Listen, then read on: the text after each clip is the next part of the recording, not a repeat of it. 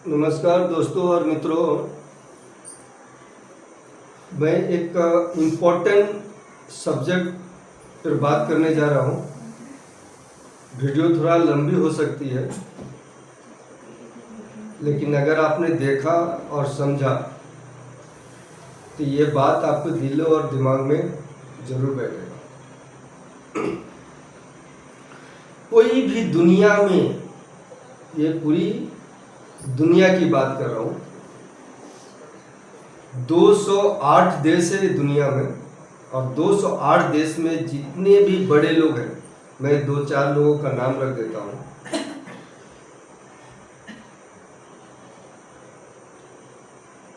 अभी इस दुनिया में कहा जाता है कि बड़े से बड़े लोग जो हुए हैं, बिल गेट्स हैं, धीरूभाई अंबानी हैं, सुशील मित्तल है, टाटा कंपनी के मालिक हैं। ऐसे कई लोग हैं जो परसेंटेज में हैं। परसेंटेज मतलब उसको गिन सकते, 1 2 3 4 5, ऐसे लाखों और करोड़ों में ऐसे कुछ लोग हैं। लेकिन आप उनसे जाके पूछिएगा, क्या उन्होंने जब बड़ा बना है या बड़ा कुछ प्रोजेक्ट या बड़ा काम किया है तो बिना जरिया का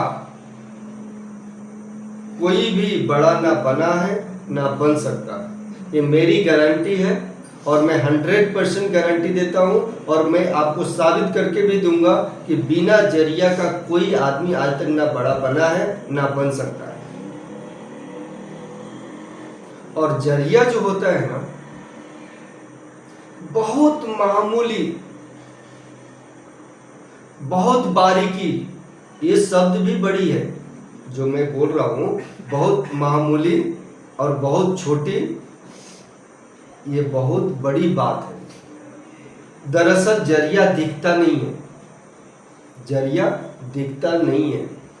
जरिया किसको बोलते हैं? जरिया उसको बोलते हैं कि एक किसी व्यक्ति के वजह से, किसी व्यक्ति के कारण, किसी व्यक्ति की जरिया से किसी व्यक्ति तक वो बात पहुंचती है, वो जरिया पहुंचती है। और वो पहुंचाने वाला जो इंसान होता है, वो इंसान में 3 तरह की लोग होता है। हो सकता है कि आपके लगे सगे रिलेटिव, रिश्तेदार, दोस्त में से भी हो सकता है। हो सकता है कि वो दोस्त हो, दुश्मन हो, वो भी हो सकता है।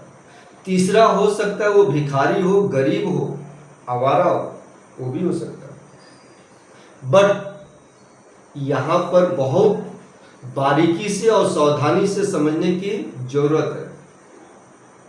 अगर वो बात को, उसकी बातों को आपने गौर से समझा और गौर से देखा, तो आपको पता चलेगा ये जरिया सच में मेरे लिए है या नहीं है। कई बार जानवर, कई बार पक्षी, कई बार इंसान हमें जरिया दे जाता है, लेकिन हमें समझ में नहीं आता। और एक इंपॉर्टेंट बात इसमें आपको बता दूं, जब भी जरिया और जब भी इंपॉर्टेंट, जब भी अच्छी काम अगर आता है तो आपके बिगड़ी हुई परिस्थिति में ही आता है। ये बहुत बारीकी समझ में लेना पड़ेगा आपको, बहुत बारीकी से समझना पड़ेगा जो मैं बोल रहा हूँ। बहुत ही बिगड़ी परिस्थिति में जरिया आता है। अब जरिया क्यों आता है, कैसे आता है, और बिगड़ी हुई परिस्थिति कैसे होता है, मैं आपको उस पर बात करने जा रहा हूं। जब अपने को परेशानी होती है ना, जब अपने को दुख और संकट जब आती है ना, तो अपने लिए सबसे पहला एक ही शब्द निकलता है। मैं यहां आदमी नहीं बोल रहा, एक ही शब्द निकलता है।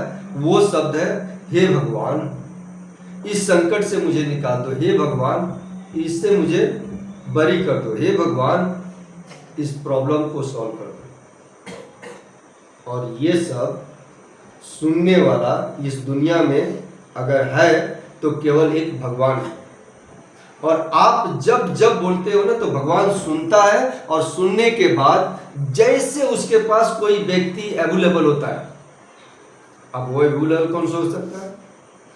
भिखारी हो सकता है, आपका करीबी हो सकता है, आपका दुश्मन हो सकता है। और जैसे उसके पास करीबी होता है, उसको पता नहीं कि आपके लिए वो करीबी है या अपना है, और उसके तक वो मैसेज देता है और वो बोलता है ये व्यक्ति के जाके रक्षा कर। अब इस पे मैं एक स्टोरी और एक कहानी बता रहा हूं। एक गांव था, उस गांव में एक मंदिर था, और उस मंदिर में एक पुजारी रहता था। रोज भगवान को पूजा करता था, रोज भगवान को साधना करता था।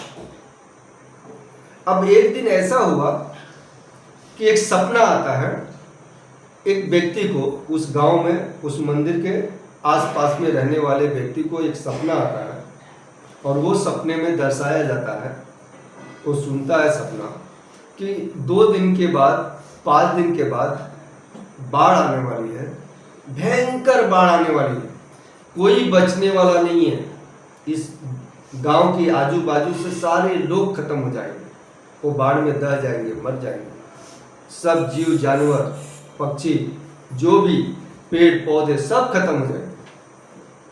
और वो व्यक्ति को सुनने के बाद में ना ऐसा लगता है कि ये बात सबको बता देना चाहिए। और वो क्या करता है, सुबह से उठता है और कुछ नहीं करता है, बस यही बात उसने सारे लोगों तक, वो जरिया, इसी को बोलते हैं जरिया, वो भगवान ने उसके तक एक जरिया दिया, उसको संदेश दिया, और सबको बोलना शुरू करता है कि 5 दिन के बाद बाढ़ आएगा और सब लोग दह जाएगा, मर जाएगा, और ये खत्म हो जाएगा। तो ये गांव सब लोग छोड़ दे, अपनी अपनी जगह पकड़ ले। उसमें लगभग उसकी बात सुनने वाले, अब परसेंटेज में अगर बताऊं तो 20% लोग थे जो उसकी बात को सुन के और अपने गांव छोड़ दिए। लेकिन 80% लोग गांव नहीं छोड़े। वो ये देख रहे थे, वो ये इंतजार कर रहे थे कि समय आएगा तो देख लूंगा, समस्या संकट आएगा तो देख लूंगा। ये सोच के 80 लोग नहीं गया, 20 लोग चला गया। और ऐसा हुआ कि वो हादसा दिन में नहीं, सुनहरे रात में आया। कितने बजे आया? सब लोग सोया हुआ था, 2 से 2:30 बजे का निद्रा आस्थान में जब लोग रहते हैं, गहरी नींद में रहते हैं, उस टाइम में बड़ी जोर से तूफान, पानी, बारिश सब कुछ आया। और उस टाइम में कुछ लोग निकलना शुरू किया, अपना बचाव करना शुरू किया।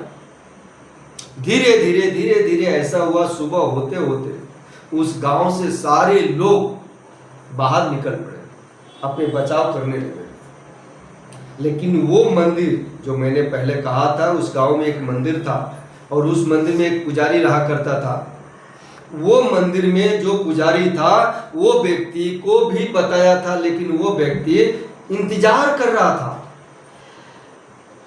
जैसे पानी